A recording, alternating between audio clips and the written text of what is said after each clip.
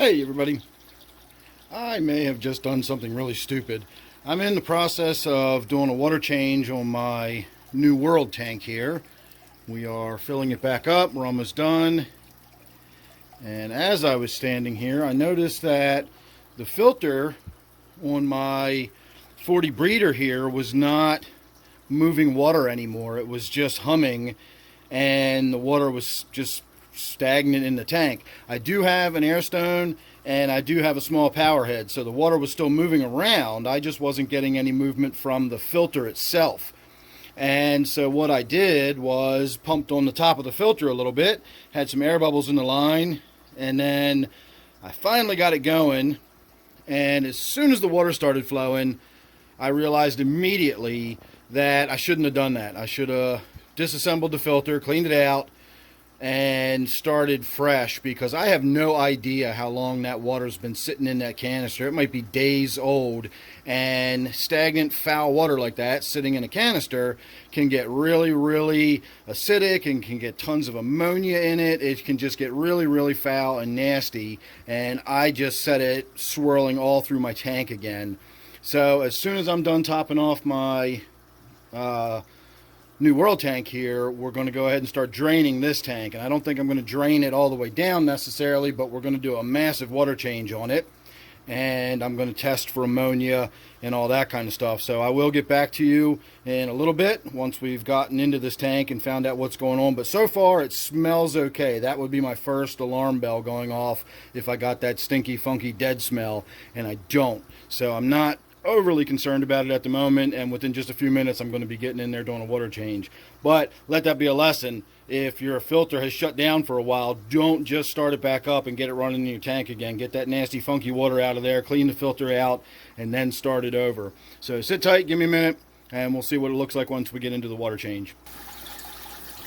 Alright, no need to panic. I checked the ammonia and it kind of looks like I'm getting a little bit of color change, so we might call it 0.25 parts per million. I didn't even think to check the pH. If the pH is below 7, that wouldn't even make any difference whatsoever. Of course, knowing it's there, I want to get it out regardless of whether it's going to have an impact or not. But it was virtually undetectable. It was at 0.25 or less. Again, I'm not quite sure whether I really got a color change or not, but erring to the side of caution, we're going to call it 0.25 parts per million. Nitrites, I got no color change at all. It's still that sort of pale blue color. And I even checked the nitrates in this tank, and they were just about that orange color, not really quite red yet, but they're definitely getting up there. And I knew this tank was ready for a water change. I just wasn't ready to get in there and do it tonight. I just kind of forced my own hand by turning the filter back on like that. So we're going to do a pretty significant water change. I've already gotten in there a little bit and done a little bit of gravel vacuuming. I'm going to try to do this. Again, this is a very spur of the moment video. I'm going to try to get some of this on camera, so forgive the camera work for a minute here. If you'll notice, I have all these plants packed in the front. I've already sort of gone through this and gotten most of the grunge and stuff out of there, but you can see how much I'm still picking up. And then if we come back into here, where there's a lot more plants growing in sort of a cavity, there you go. Now you can see what I'm talking about. This cavity back here was almost sort of designed to collect mulm and crud, and then plants started growing in it over time. I never put these in here, they just got there. And the result is they just collect crud and mulm and stuff.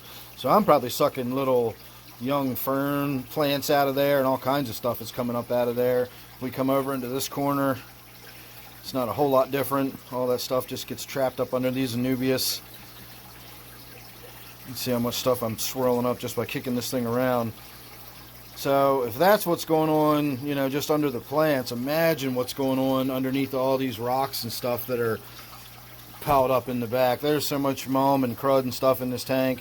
And again, it's just been sort of ticking over like a clock for so many years. I just never really worry about it. As I said, I wasn't really planning on getting in here tonight. As far as I can tell, everything is fine with the water. There's no ammonia, again, to speak of. And of course, once the filter's flowing, anything that was in the filter would have been gotten out of it. So the worst case is it's going to be, you know, the filter needs changing, and I'm not going to change it tonight because I'm really not. I'm just going to get the water flowing, fill it back up. I'll probably wipe the glass down while I've got time to do that, but I'm in the middle of doing some other stuff right now, and this again was sort of a spur of the moment thing. So let me get on with it, and I will try to get a little bit of video here when we're all wrapped up, although it's not going to be a really big before and after because I'm not going to do a whole lot of maintenance on it. So sit tight, we'll see what it looks like in a few more minutes. Alright, we are all done, and I'm going to be turning the lights out here any minute now. I should have done that a while ago. I'm not sure if I mentioned it or not already, but I did want to point out the reason the filter had stopped flowing was because of the way the filter intake on this tank is positioned. I used to have issues with the surface skimmer. The way it sits, it would just start sucking air before the tank. Literally, the water level would not even be below the black plastic rim yet, and it would already be sucking air because of the way I've got this short tank with that long filter extension in the back. So the bottom end of the filter intake here is like pressed against the sand. I always dig out around it, but just the overall depth of the gravel and sand and everything in there, it always winds up packing around it again. The fish kick it up as they swim around, and of course I've got a power filter or a power head right there blowing water this way across the back, and all that really lightweight stuff blows across the back and piles up around the filter intake. It also collects all of the little baby ferns that get knocked loose and go swirling around. So I pulled a handful of vegetation and junk off of there, and as soon as I did that, I had been having trouble getting the filter flowing again. I've been pumping on it, and nothing was happening. And I finally realized, well, you know, it stopped for a reason, so let's get in there and have a look. And sure enough, as soon as I pulled all that grunge and everything off of the filter intake, I gave it 1 or 2 pumps and the water started gurgling and flowing. And that's when I smacked my forehead and said, I shouldn't have done that. You know, I saw that crud and everything just flow into the tank immediately. I realized my mistake. But that's all that was going on with the filter. There's nothing actually wrong with it. It's just that this tank is not really well designed. I mean, it looks nice. Well, it looks a little rough right now. But as far as the scaping, the way I've got the rocks and the wood and everything in there looks nice.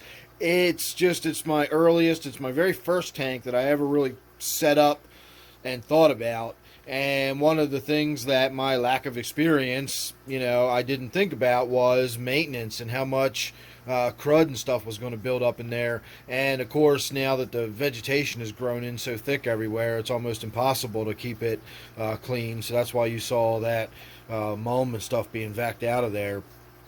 So the filter's fine. I honestly don't think it had been shut down for very long.